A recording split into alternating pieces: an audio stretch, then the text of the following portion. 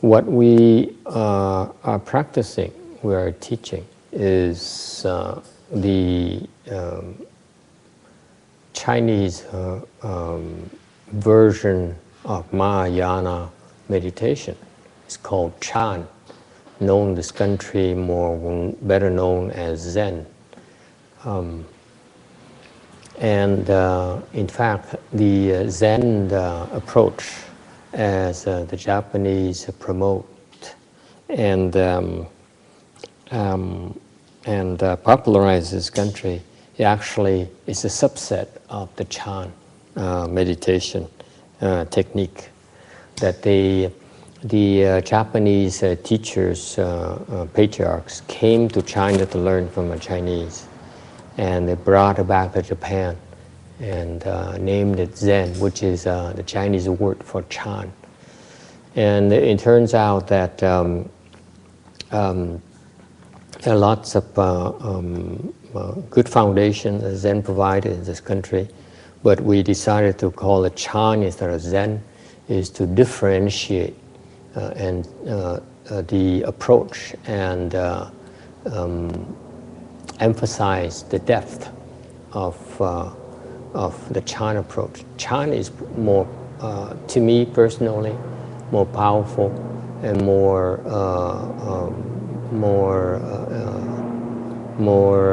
useful for this modern days. So what is Chan? Chan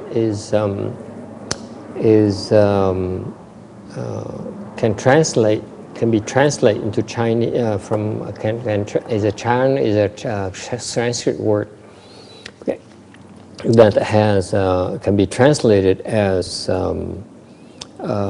thought cultivation. Thiền tông là một cái phương pháp mà người Hoa mà chúng ta học đó, là một cái phương pháp để mà tu cái tư tưởng. Okay. Cái chữ thiền là từ tiếng Hoa có nghĩa là tư tưởng, tu. Thought cultivation. What does it mean, thought cultivation? When you meditate, the Chan emphasis is to help you have the proper thoughts. Okay, you need to discern when you meditate what are the proper thoughts, there are improper thoughts. Okay, so what Chan does is it encourages you to retain or nurture the proper thoughts and let go of the improper thoughts. All right? That's what meditation fundamentally is about. If you have the proper thoughts, then you will naturally reduce your stress level, increase your physical well-being, and what is eventually, when you understand Chan and your skills in Chan improves, then the next level of Chan is called Ji Jing, stillness and quietude, peace, if you will. Okay. In other words, if you practice Chan properly, you become increasingly more peaceful, and what the ordinary people call it is happy. Okay. Because the nature of the proper thoughts is that they are the foundation for well-being and happiness. Okay, this is contrary to popular beliefs that you pursue, especially the culture in America, as we encourage the pursuit of happiness and getting what we want, and that's fine, but it's just that we never learn how to properly go about it. No one ever taught us. The moral model of the world is that we see successful people, we define success as happiness. But name a successful person who's happy. Please tell me. Do you know anyone who's very successful and who's happy? Have you thought about that?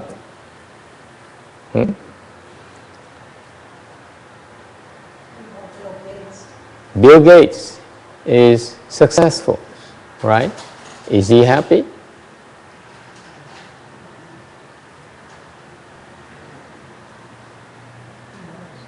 Who knows? Only he knows. He's happier. He's happier, isn't he? I mean, he came from an environment where he was working very hard to make money and to drive people to build and to conquer, but didn't make him happy, did it? Because when he was working as in corporate America, he has a reputation of being very difficult to work with, a very difficult man. Most of his employees, actually, you ask me, dislike him. They're terrified of him. So that, what does it tell you? If people are afraid of you, you probably feel a little bit alone, you feel a little bit lonesome, you feel a little bit isolated, right? Yes, I understand that from an executive perspective, there's some fun about instilling terror and making people become scared of you and afraid of your power. Yes, there's some fun in there, but you can hardly call that happiness. Because I worked for a lot of such people myself in my prior life as a lay person. These powerful people, I find them to be unhappy because they're very lonely. They can't trust people. You know that? Rich people, success people have a trust issue. You realize that? The richer you become, the harder it is for you to trust others, especially your loved ones. You realize that? If it weren't the case, why are there prenups?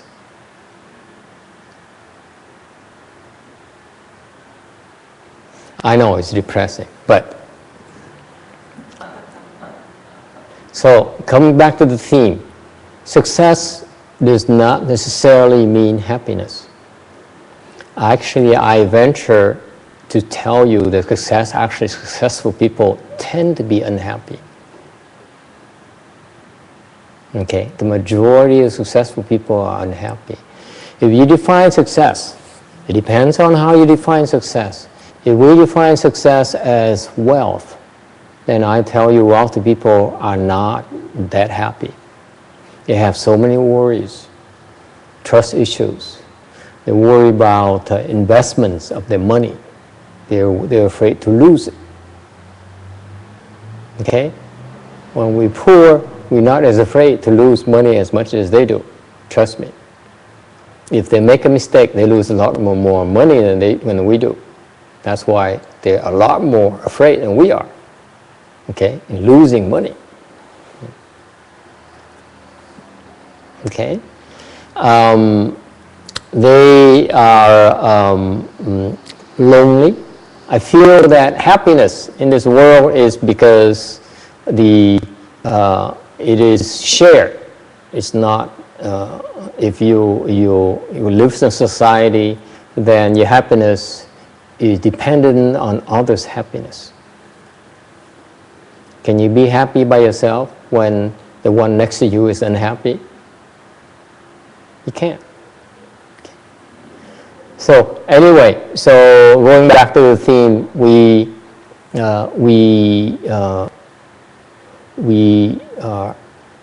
don't quite understand what it takes to be successful, and we define happiness as success, and success is not necessarily a precursor to happiness. Okay, On the other hand, there are very successful people in my mind who are very happy. Okay. For example, in my world, the Buddha is very successful. He is very happy. Okay. This is why I'm emulating him. I'm walking his path.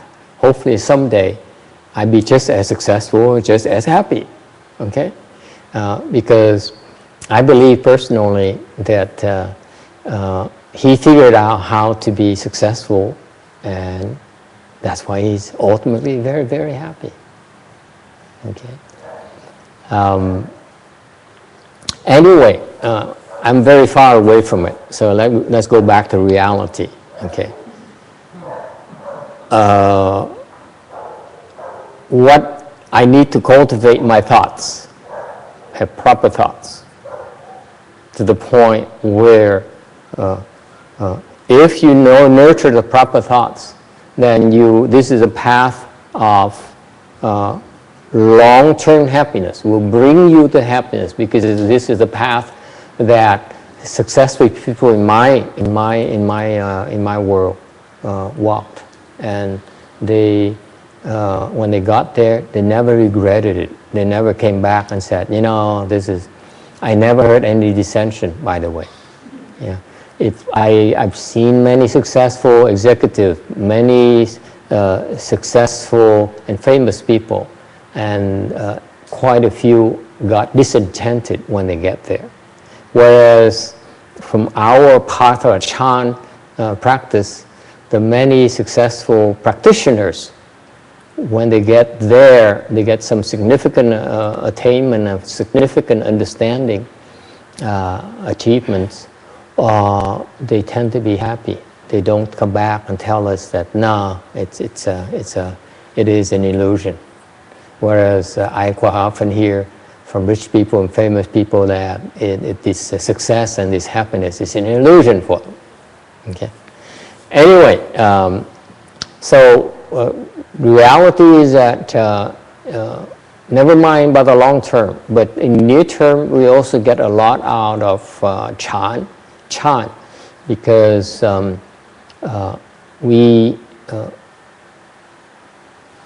meditate because it enables us to get in touch with the kind of thoughts we have.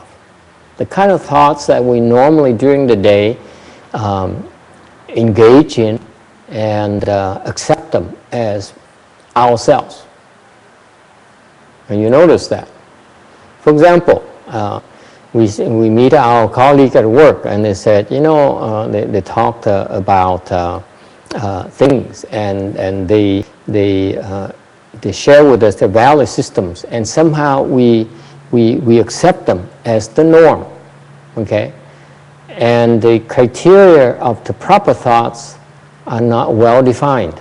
For Chan, the proper thoughts are the thoughts that should be free from greed, anger, and stupidity. Those are proper thoughts. Okay? So if you sit there and these thoughts arise, okay, and typically during the day, with outside meditation at work, these thoughts arise, and so you say, "Oh, let's go have a cup of coffee." Okay, you stand up and go grab a cup of coffee, right? Just go have some Big Mac. You get up and walk to McDonald's. Okay, not that I'm promoting McDonald's.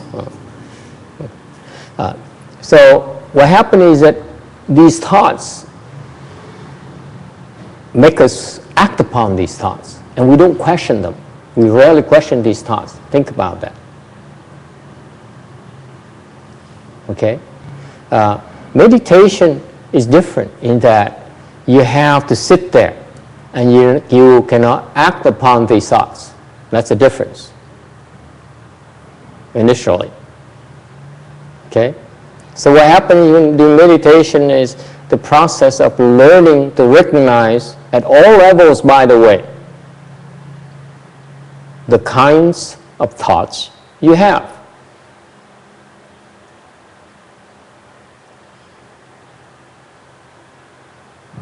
Okay? What for?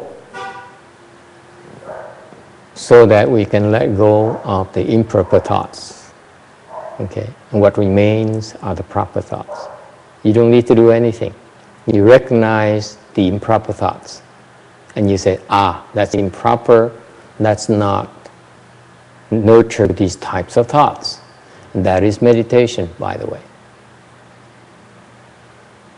If you commit to reducing your thoughts of greed, of anger, of stupidity, naturally, your body will be less stressful, healthier, and your mind is calmer and more peaceful.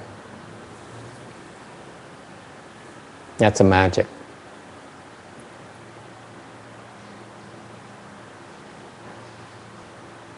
Okay? Any questions about that?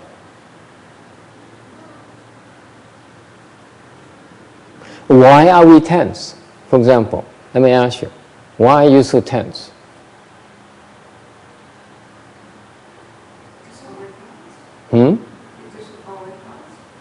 Because your thoughts. What kind of thoughts make you tense? Yes. Like you're being taken advantage of, like something that hurt your ego. Yes. You feel threatened. Okay. You feel you feel that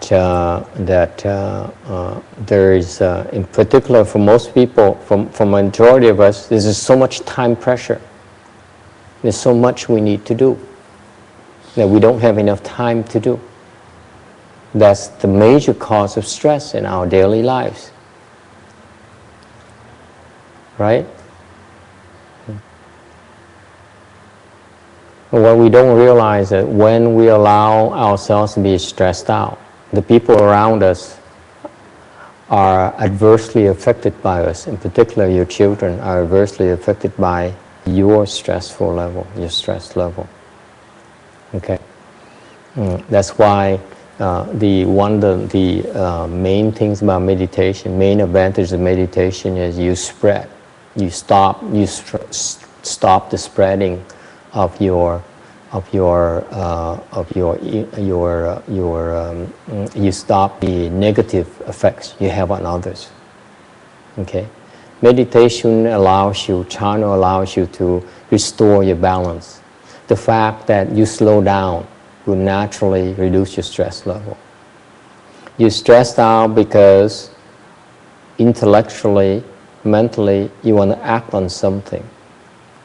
In meditation, it's the opposite. You sit there and you do nothing. And that enables you to calm down. That's naturally, that's why meditation is known to reduce stress level. It's because you are sitting there and you really do nothing.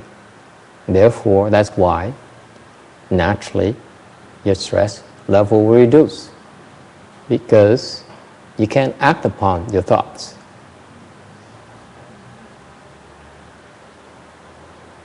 Okay?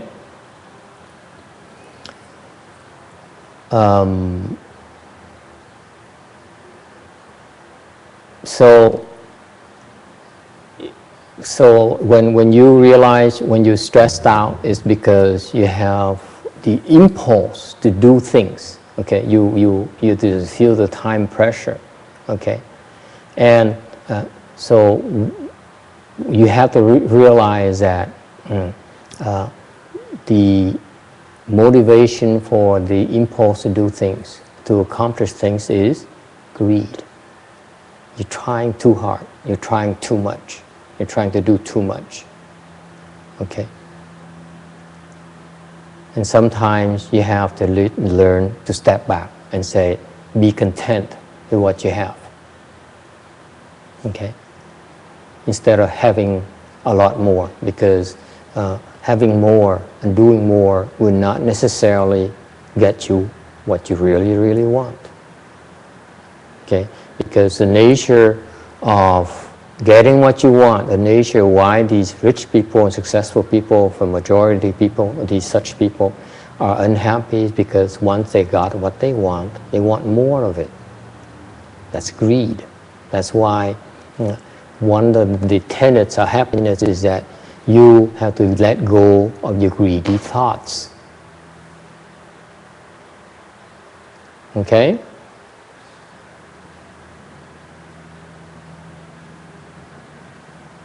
If you let go of your greedy thoughts, okay, does it help you make progress in meditation? Yes? But aren't you greedy by hoping to make progress in meditation in the first place? This is a chicken and egg problem here. You come here because you say, my goodness, I've been meditating and I'm not making progress. I hope Chan will teach me, help me make progress quicker. Okay?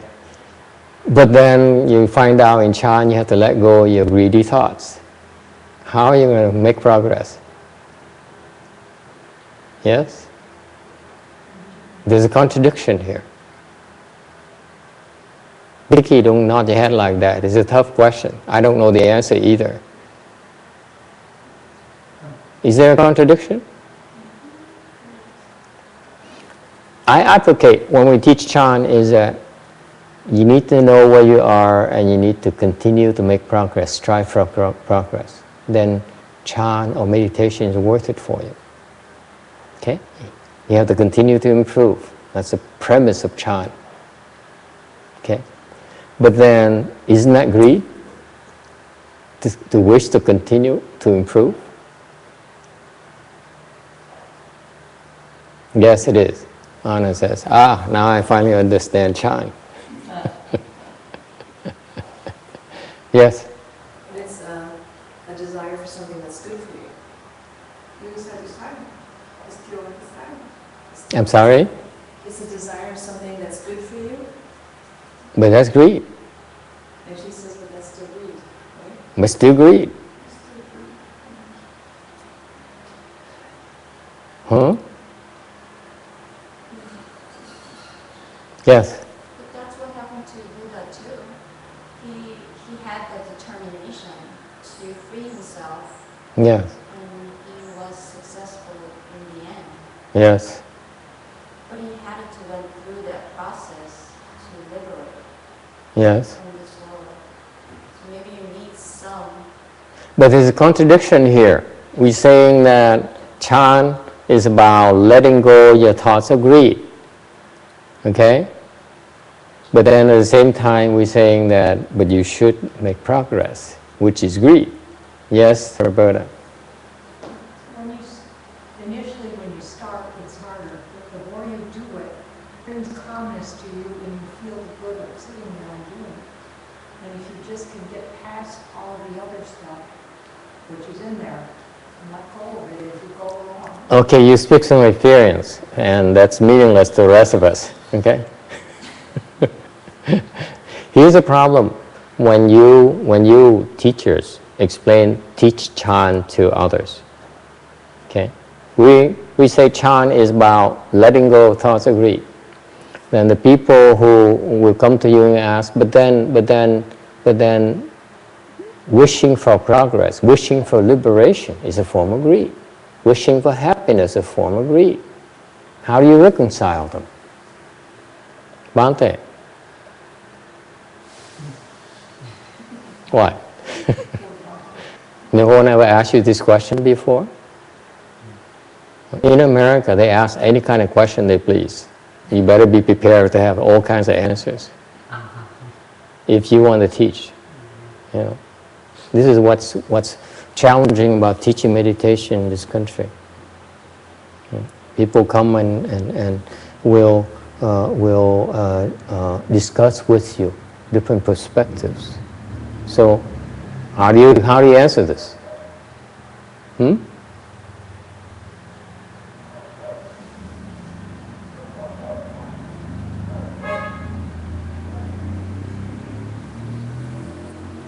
No one knows?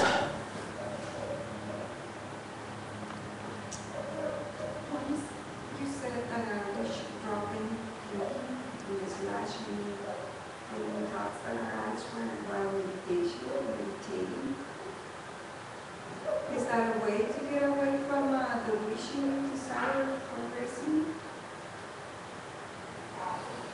The distinction is this.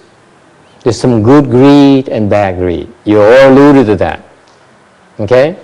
For example, to be greedy to help others is a good greed. You should have. Temporarily. Okay? There's bad greed in that you're only greedy for yourself. That you definitely should get rid of. Because that's a hindrance to your progress. If you're doing this only for your sake, then it's bad greed.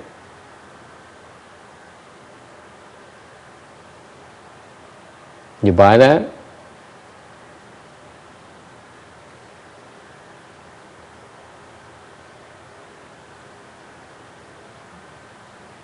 And that's improper because it's self-serving. Of course, we are all normal people. We're going to have thoughts of greed, of anger, of stupidity. That's the way we are. I'm sorry. Okay? That's the way I am. Okay? So the part of the process is to filter out the thoughts that are improper greed, improper anger, improper stupidity. You need to recognize them.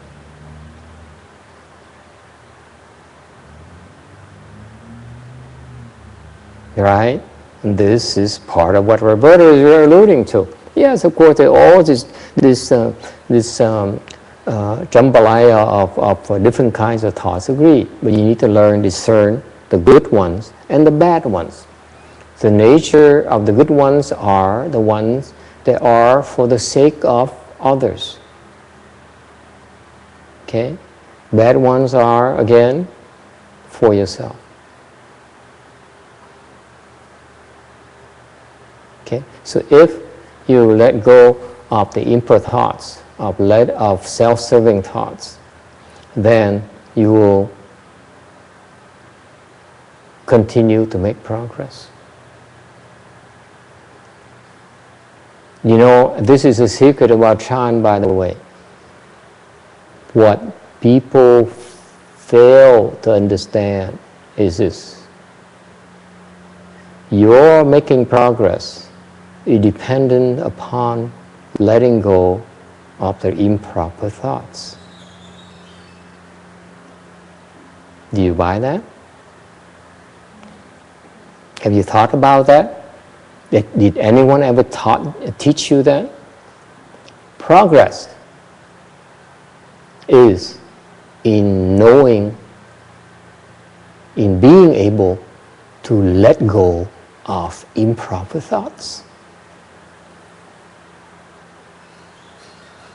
Muốn thiền trong tiến bộ, trong cái công phu tu luyện, muốn tiến bộ là phải biết gạt bỏ những cái tư tưởng mà nó sai lầm. Tư tưởng sai lầm, những cái tư tưởng nó tư lợi. Còn cái thiền tông là một cái phương pháp ngồi đó mình ngồi để mình gạt bỏ những tư tưởng sai, mình giữ lại những tư tưởng tốt thôi. Tư tưởng đúng là những tư tưởng làm lợi cho người khác. Ok, quý vị biết không? Cái bí mật của thiền tông, quý vị muốn tiến bộ là quý vị phải nhận ra những cái tư tưởng sai lầm và chặt bỏ nó, tự động quý vị sẽ tiến bộ. Lý do quý vị niệm Phật mà không tiến bộ được là tại vì quý vị đang ấp ủ những tư tưởng sai lầm mà nghĩ nó là đúng, nghĩ nó là quý. Thành ra niệm Phật hoài không đi tới đâu hết. Không biết chuyện đó không? Những người dạy niệm Phật á, lý do họ không dạy được tiến bộ được niệm Phật tại người ta không dạy rằng trong lúc mà niệm Phật như vậy những tư tưởng sai lầm nó khởi lên thì không được giữ, không được chạy theo nó. Vì họ chạy theo những tư tưởng sai lầm thành ra niệm Phật không tiến bộ được, không nhập được nhất tâm bất loạn. Vì họ trong cái tâm tư của họ nuôi dưỡng những cái tư tưởng sai lầm đó, họ nghĩ những tư tưởng sai lầm đó là được, là đúng. Vì vậy niệm Phật cả đời cũng không tiến bộ được. Any questions about this? Let me give you the analogy. Okay, this is the analogy. If you think of a weather balloon, a balloon, okay, it's tethered to the ground by all these strings, these ropes. Okay, there's lots of ropes tethering it to the ground. Okay, its natural tendency, your natural tendency, just like a balloon, is to ascend, to elevate. Because, believe it or not, I know you're going to have a hard time believing this, your nature is very lofty. Intrinsically, all of us, nature is very lofty. We like goodness. We like to ascend. Case in point, okay? When we hear of an act of goodness, okay? We like it, don't we? Deep down, somehow it strikes a chord with us. It says, this is good, this is nice. You approve of it. That's a proof to you that intrinsically you are very lofty by nature. Any disagreement? Not with the people here today. There's some people who are not lofty. I recognize them too, but they're not here today. Serious. The majority of us are lofty by nature. So it's like a balloon. It's trying to lift, and what's keeping it down is those anchors, those thoughts of improper thoughts of self-serving, of attachments, of pettiness. Okay? So when you spot those thoughts of pettiness, of attachment, those are the anchors that are holding you back. And you take a knife, you chop it off and say, okay, no more such thoughts. I will not indulge these thoughts. I will not act upon these thoughts. You're cutting off one more anchor, one more tether. And you identify next thought, you chop it off. Okay? Guess what? The balloon now has a better chance to lift, right? So if you are able to spot those tethers, those improper thoughts, and you do not accept them, you do not indulge in them, that's what happens. You're severing all these tethers and you naturally lift, soar. It's very scientific. If you want to make progress, this is what you do. The requirement of that is that it comes in many forms, but fundamentally it boils down to that Bhante. They need to let go of these improper thoughts. You need to let go of these improper thoughts. The reason you're stuck is because you have these improper thoughts. That's anchoring you down, you're tethering you down to your current level. Does it make sense? That's all there is to it. Okay? And you can you achieve that by two primary means, by the way. In Chan, this is by after all these years of practice, after 20 years of practice, I finally realized that only two ways you can break through. Number one, quickest. You take a knife and chop off these tethers right away. That's what happens to the Buddha's disciples. The Buddha, when he became a Buddha, he saw this disciple and said, oh, you should not have thoughts of greed. You should not be so self-centered. And guess what? These people, they listen to it and they say, oh my goodness, I've been so selfish, so self-centered all my life. I want to stop. And guess what? They ascend right away. They become enlightened right away. You see how easy Chan is? Chan is very easy. You recognize those things and you say, okay, you're right. I will stop being petty. I will stop being greedy for flavors. Okay? I will stop being greedy for money. I'm going to stop being greedy for recognition. Okay? Remember, take the example of recognition. If you grieve for recognition, should be clear to you that you'll be stuck, right? Because you want to hang around the people who recognize you. Don't you? That's why you grieve for recognition. They're the one who are binding you. The one who recognize you. And you like their recognition, you appreciate recognition, are the one who are keeping you back.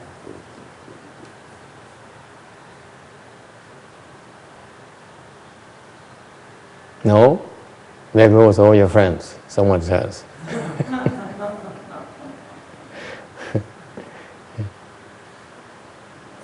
Okay? Your so-called friends, there's quite a few of them who are basically give you recognition. If those are the kind of friends you have, I feel sorry for you. Okay? They're holding you back. So anyway, so you let go of these improper thoughts. You ascend immediately. That's the rule number 1. That's it. As you practice, Roberta, as you continue to make progress, you see it's clearer and clearer. This is it. All these improper thoughts, like I'm so attached to my son. Okay, you say, and one day you get up, and you decide he's going to live his life. I'm going to, let him live his life, and that's when you can soar. You can let go. Okay. At some point in time, you mothers, all mothers, it doesn't depend. It doesn't matter how old or young your children are. You have to let go of them. Okay. That's when you're free of them. That's when you become happier. Think about it. How many of you have, I've seen so many people who have grown-up children who are so worried about their children because you can't let go. Just remember that. You have to let go. Because you have to give them a chance to live their own lives and be unhappy. The right to be their own experience their own unhappiness. Okay? It's their doing, it's none of yours. You have to accept it. Remember, it's just like you. What happened to your own mothers, your own parents. Okay? You're unhappy because you learned from your own parents that they can't let go of you. That's why you can't let go of your children.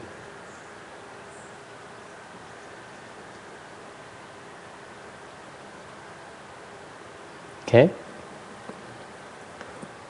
Even us left home people, we can't let go of our own children either. Your own parents either. Okay. Anyway, so the first thought is you recognize these thoughts that are improper. You let go of those thoughts. Immediately you ascend because it's physical. It's like you cut off these tethers and you lift immediately. That's why we speak Dharma for you. You see?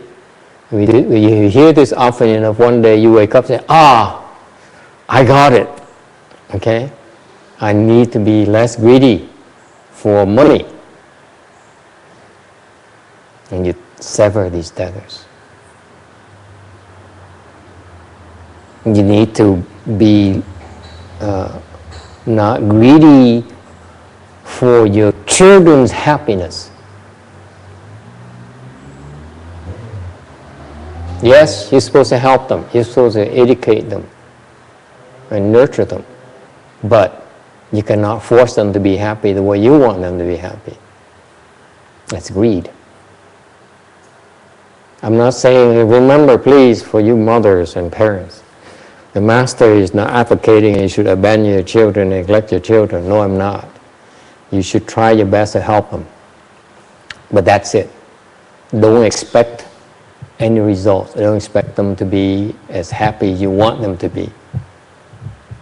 If you help them properly, they'll be happy. You help them improperly, they will not be happy. Okay. All right, so the first thing is recognizing the first method, because I'm sure somebody asked me this question, how do I know we're making progress? This is about 2 months ago, and I've been dancing around the issue and researching the internet, and I couldn't find anything. So finally I have to tell you what I think. Okay? So number one, in order to make progress again, is to let go of these improper thoughts. That's the most powerful way to make progress. Okay? Number two, the other way is very, this is a secret of Chan, by the way. Does anyone know what's the other secret? And those who've been practicing with me for a long time, years now, what is the secret? Consistency. Consistency. Keep doing it. Consistency, that's correct. Why is consistency important?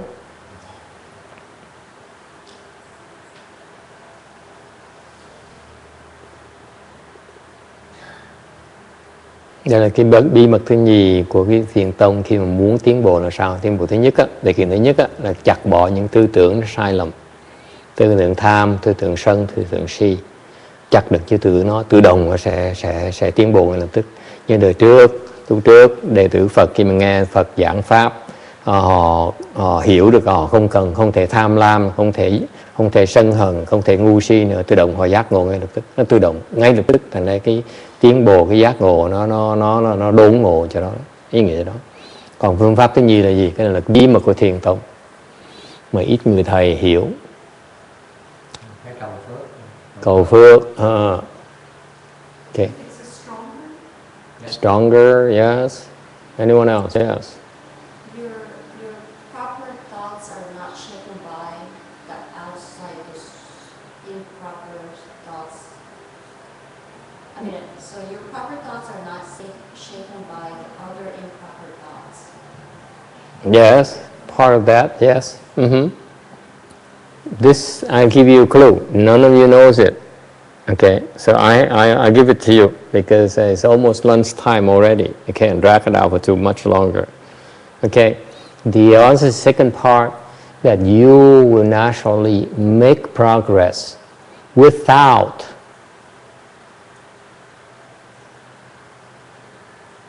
realizing it, is your chi level. If your chi, when you meditate, your chi level is kicked up and it flows stronger, especially on your spinal cord here. Okay? The chi, the way we teach you meditation, we pack the chi to your navel. When your chi is packed in your navel, it flows, it emanates and flows stronger throughout your body. The source of your chi flow is right at your navel. That's the source. So if you strengthen the source, then the flow is stronger. So that's why meditation, okay?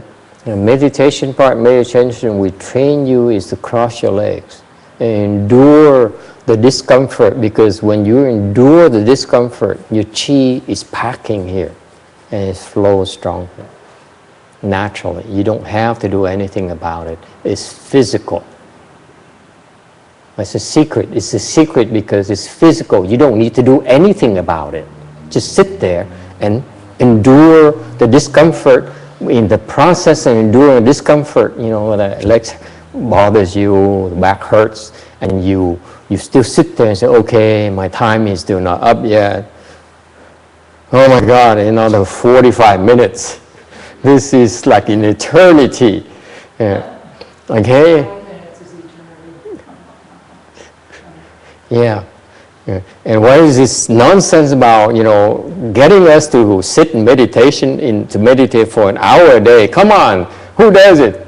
and you go through all these thoughts, and you say, oh my God, this is such nonsense. I have so much to do. I need to cook, I need to clean, I need to go make money. Okay? I need to go read the sutras. I don't have time for this. And I get up and I'm so busy anyway, so what the heck I'm going to do with my life? So you sit there and you these thoughts arise, and we classify them as improper thoughts because they hinder your progress. Okay? They hinder your progress because they encourage you not to endure it, not to bear with it. Okay? You come up with all these thoughts that justify why you should quit. You know that I give you a small tip about the Chan process. Okay? The reason why people don't make progress because, okay, number one, they don't feel it's important.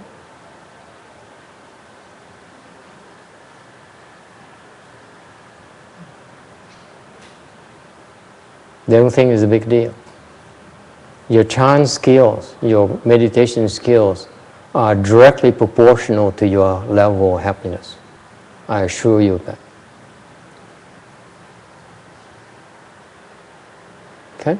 It's very important, trust me. Okay? The more skilled you are in Chan, the happier you become. The happier you become. It's inherent in the process. Okay? So, the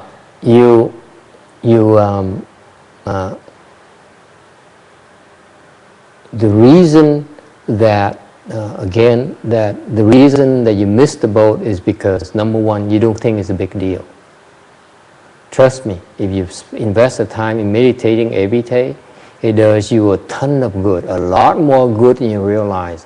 And once you have enough skills, then you realize that you need to meditate every single day in order to maintain your balance and to restore your health, both physical, emotional, as well as spiritual, mental. It's necessary. Okay? You see that. If you don't quite understand it yet, it's only because your skill level is not there yet. Okay? Okay, and number two is the reason that you don't think it's big. Number two is that you quit before it's time. When we tell you to train yourself, you need to train yourself and build up your endurance, you quit before you get there. That's the two biggest drawbacks of the people who don't understand. They quit too soon. Okay? So what happens if you don't quit? Your chi keeps on packing here. Just sit there and just wiggle and then, oh my God, this is too much. Okay, I do it this time, and next time I quit. Okay? And you do it, say that again the next time. You keep on telling yourself, maybe I quit, but maybe next time, not right now. Okay? It doesn't matter whatever it takes, don't quit, not yet. You keep on doing that. You're packing your chi. What happens is this. When your chi is strong, it pushes up your spine. It goes like this, constantly, up your spine. It clears the problems you have along your spine. This is the first thing that happens. It clears the problems. You're going to have indigestion problems. It clears them very quickly. You don't need to take Tums anymore. Okay? It's a known fact. When people meditated, this is in the studies in the medical researches, they find out that people who sit in full lotus have improved their digestion drastically, very quickly. It's because the chi is bursting, it's bubbling up, it's pushing up, and it clears the indigestion problems right here along its path. Okay? It clears back problems. Okay? You have back problems. meditation will clear those back problems and strengthen your spine. And keeps on pushing up and pushing up. It clears your lungs. Okay, you smoker, you start coughing because it's pushing out the toxins. Okay? And pushing it up, and then what?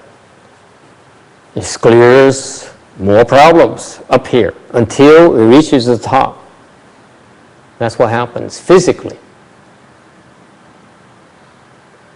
No one ever explained that to you this way?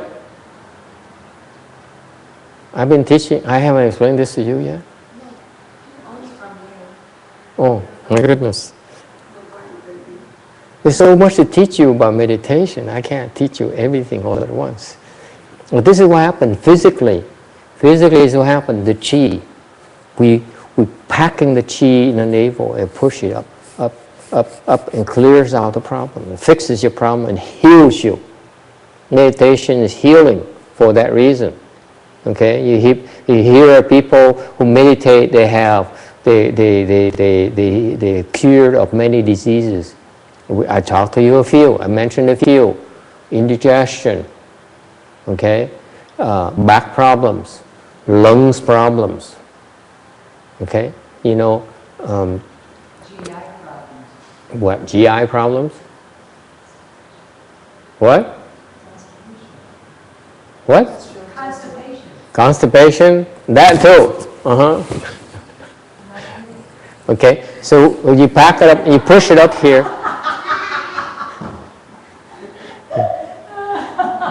you push it up here, you push it up here. Here's what happens. Here's what happens. Here's what happens. You get up here to your brains. You know what's going to happen in your brains? It creates new channels. You know that, oh my goodness, I'm revealing a secret here. I need to apply for a patent before I tell you the rest of the story. You know how scientists, neurologists, they say that every time you acquire new knowledge, what happens to the wiring inside your brains? Huh? It opens up. Yeah, wires. Yeah. You have new wiring between the cells, different parts of the brain. You know that? That's what they say, right? They study that. In the MRI scans and CAT scans, they realize that every time you acquire new knowledge, there's new channels being created between the cells. It's nerve transmission, the transmission between more cells. The area of transmission grows. Okay? The pathway grows. That network, the highway grows, system grows. You know what it means? That's exactly the equivalent of knowledge. If the Buddha when the Buddha explained to his disciple and said, you should not be attached to this body because it's only a gas dust. They understand that, my goodness, I'm so attached by my body, a new channel forms in the brains. It says, I should not be attached to this anymore. New knowledge. Remember? New knowledge, new channel, enlightenment. Isn't that easy? Sounds easy. So, again, I explained to you, just don't mess me up. Let me concentrate. This is the important part of my lecture. Okay.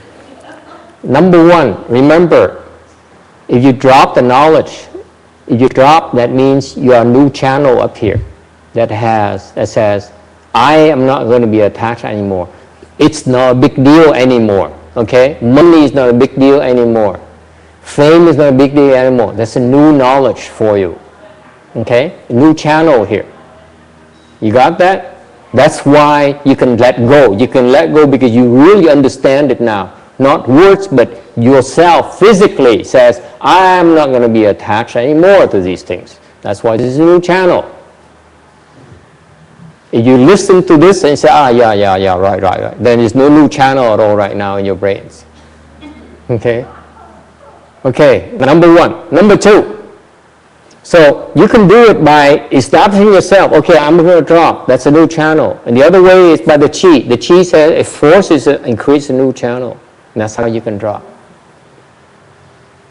I know many of you who've been with me a long time now. You meditate, you do chant, and suddenly you say, aha! I'm so greedy for cheese.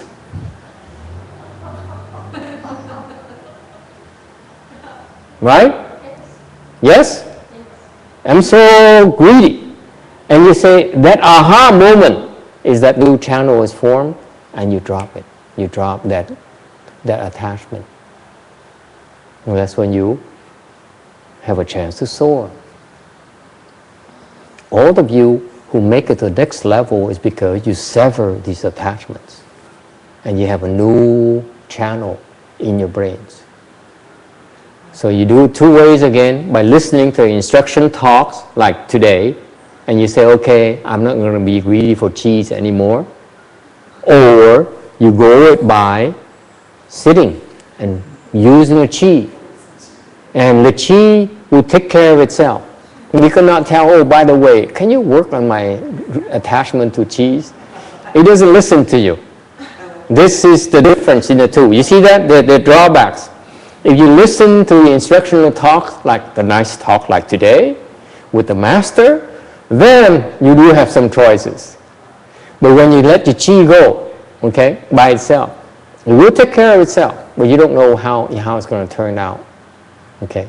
But eventually, what happens is that naturally, it will unblock your blockages. It helps you let go. And that's how you soar. That's the secret of chant. This is why we encourage you to bear with the discomfort, because it packs your chi quicker. Finally, let me close with telling you this. If you were to do it the regular way, the typical way of teaching meditation, they teach you to meditate, and they say, okay, so it begins to be uncomfortable. Get up, walk. Move, switch, then what you're doing, you reducing. You're cutting off the packing. You see that? On the other hand, you sit there and say, okay, let me endure it for a little bit longer. Okay? And you allow it to pack. And when it packs, it forces itself up. Okay? That's the secret. This is the Chinese Taoists. They know that.